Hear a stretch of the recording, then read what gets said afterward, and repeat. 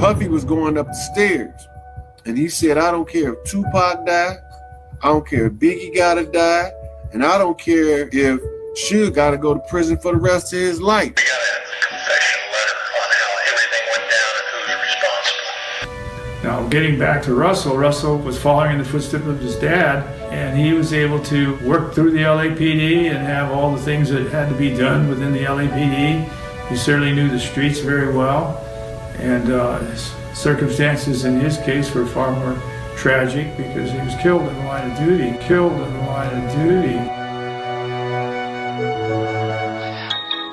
Tonight's shocking allegations against the city's top cop.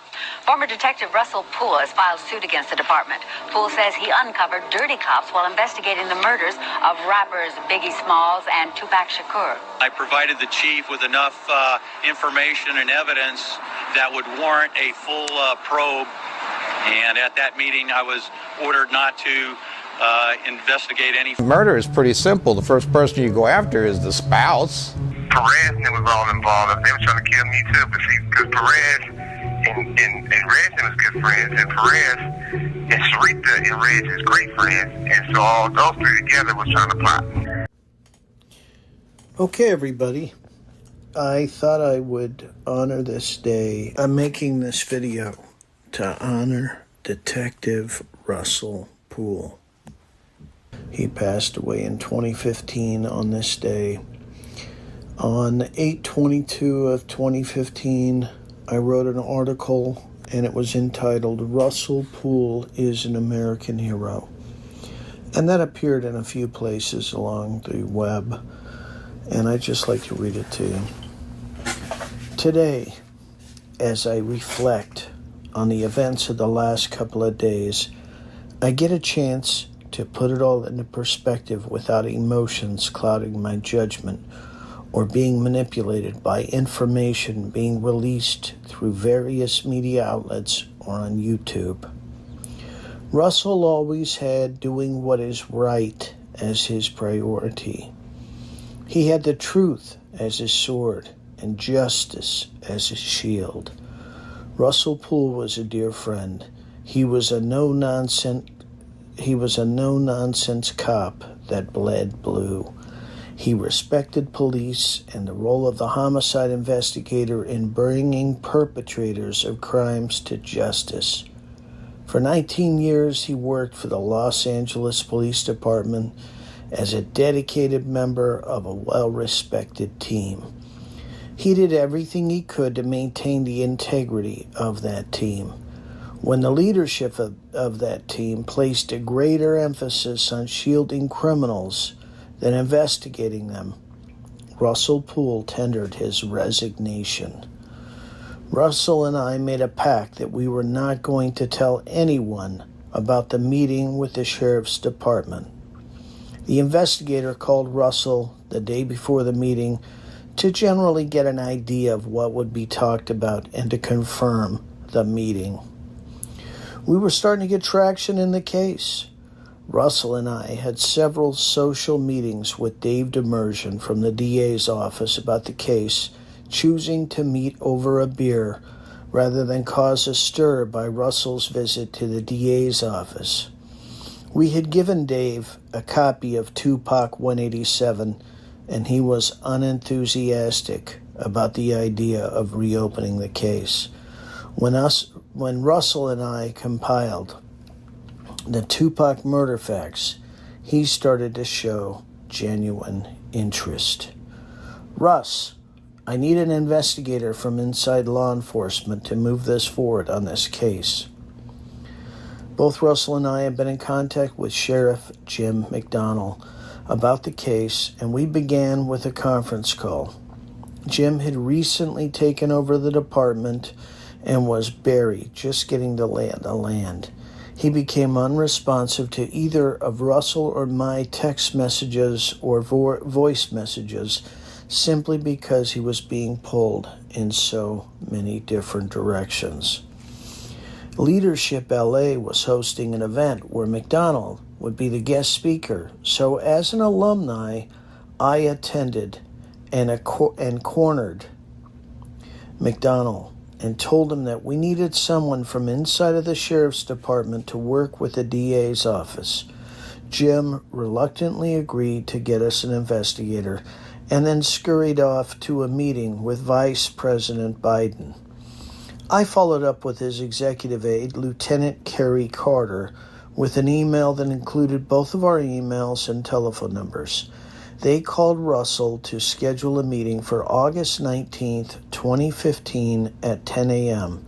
Russell was asked to come alone. And just as an aside, he was asked to come alone only once we found out about the evidence in the One Oak shooting. But back to the article.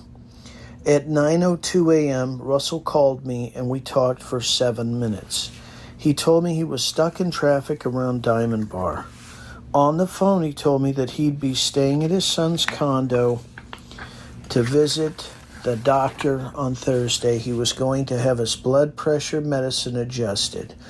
We talked about the upcoming meeting, and he promised to call me the minute he got out of the meeting. He said, if anything happens to me, you have to get the information we compiled out there. Noon rolled around, and I assumed he was extending this into lunch, but was encouraged that it was taking longer than anticipated. I even thought that maybe he was being offered a job with the sheriff's department. At 3:51 p.m., I sent another text message, still going. A while later, I sent, damn. And then a little while later, must be a great meeting. I had no idea what was actually happening.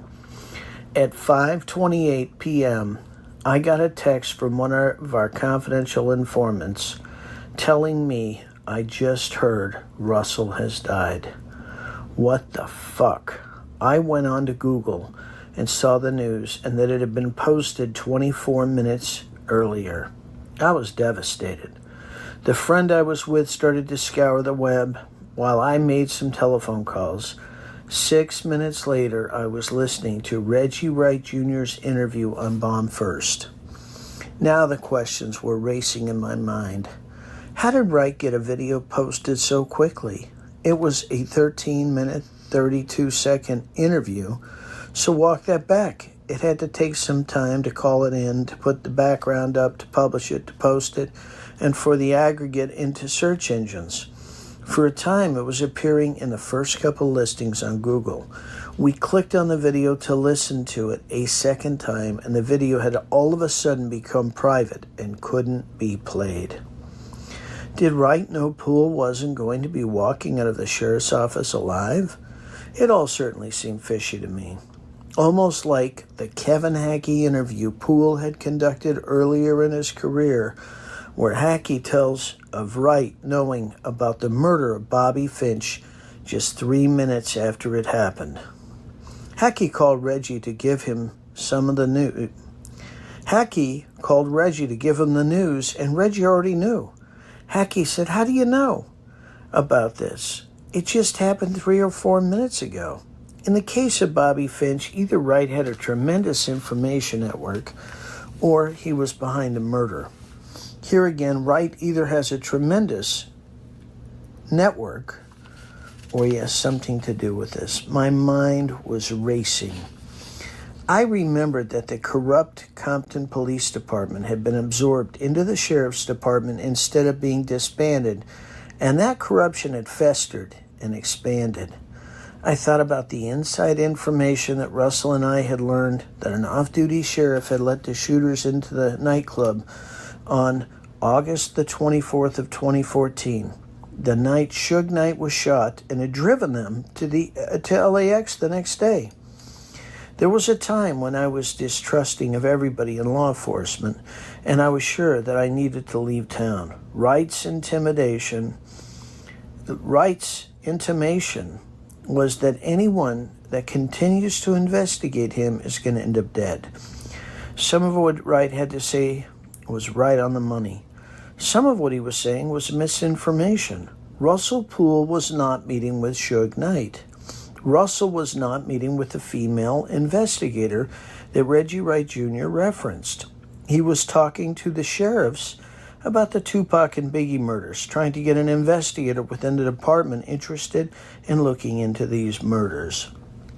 The sheriff's investigator had contacted Russell the day before the meeting to get a general sense of what the subject matter, and Russell told him about that an off-duty sheriff had been caught on videotape opening the door for the two shooters at the One Oak nightclub in West Hollywood, and that the same sheriff had been caught on videotape dropping the shooters off at LAX.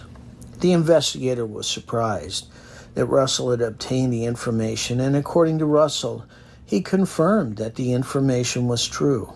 What made Russell think that the sheriffs were the logical choice was the fact that they control Suge Knight and that they have two very challenging cases. One where Suge was the victim and one where Suge is the suspect. The odds of a successful prosecution of Suge Knight in light of all the evidence that we have is slim at best.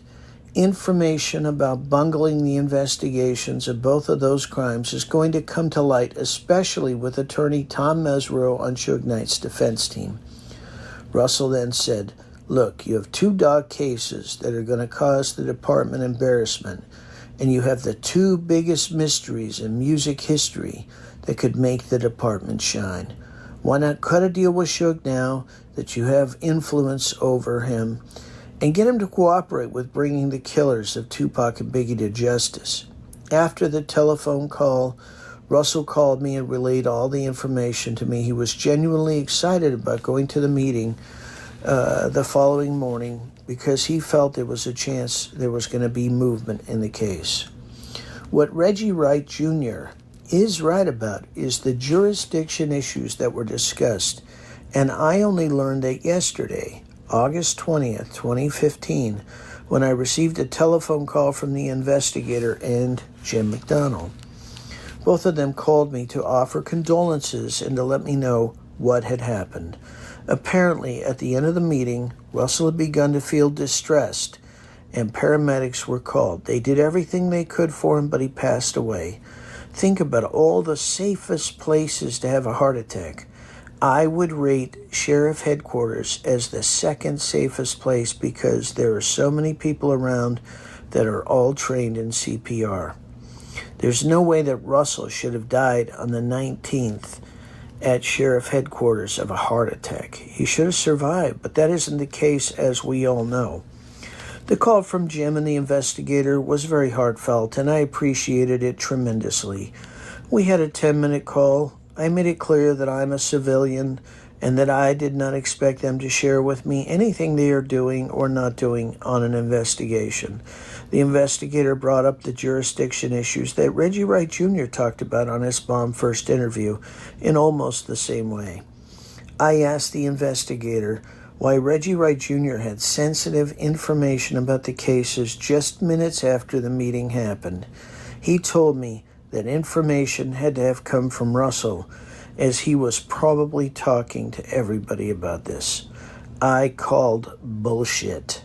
I told him that Russell and I made a pact not to discuss this with anyone and that there must be a leak in the department. Russell was adamant that in order to actually let investigators do their jobs, there had to be a willingness to investigate, and we needed to give those investigators every opportunity of success. So there was clearly no leak from Russell. So there are still unanswered questions about this, and as always, we only want the truth wherever that leads. How does Reggie know intimate details about what goes inside of the Sheriff's Department HQ? I can probably guess, as his father and many of the officers Wright has known since he was a child were absorbed into the sheriffs, that this gives him many information sources. He could have heard about it minutes after the meeting, or he could have heard about it after the investigator talked to Russell the day before. We're living in a different era, as Lee Baca has told me. Nobody is working anymore. They're all on their cell phones. Social media, texting, voice messaging has changed the game. The investigator could have immediately called Wright, or it could be innocent, and he could have conveyed that Poole was coming into a colleague who shares it with someone until somebody called right. Sheriff Sherman Block did some great things for the community and the Sheriff's Department. He set up youth programs that continue until this day. b.i.g expanded those programs. They give the sheriffs a deep reach into the community to avert problems before they happen and to deal quickly with problems when they do occur because of that reach. Jim McDonnell now sits in leadership over the sheriffs, and he understands the importance of this department's connection with the youth. He encourages his officers to talk to the youth and simply ask them how they are doing, to let them know that somebody cares about them. And as he said on the 22nd when he spoke to Leadership LA alumni, it doesn't cost a dime, and it may be the only person this year who shows they care. Lee Baca pointed out to me, in all the years of the African American community doing demonstrations against the police, there's never been a demonstration against the LA County Sheriff's Department. He credits the youth programs. And sadly, as a sidebar, that's no longer true. I once ran a company with 100 employees. There were 100 headaches. You multiply that by 18,000 and you begin to understand the tremendous responsibility Sherman Block, Lee Baca, and Jim McDonnell have shouldered.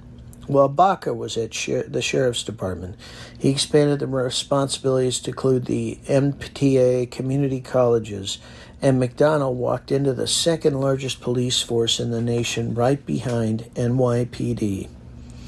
Russell's father was a sheriff. Lee Baca gave the eulogy at Russell's father's funeral less than 6 months ago. Russell was excited there would be traction in this case. He had a vision for solving it. That vision did include Suge Knight, but not as Reggie Wright misrepresented that Russell had been meeting with Suge. Suge is under a protective order and cannot have meetings with civilians, so there was no way Russell could have met with Suge. No, Russell's vision for solving the case hinged upon the integrity of the majority of Los Angeles County sheriffs, who are hardworking, honest people that put their lives on the line every day.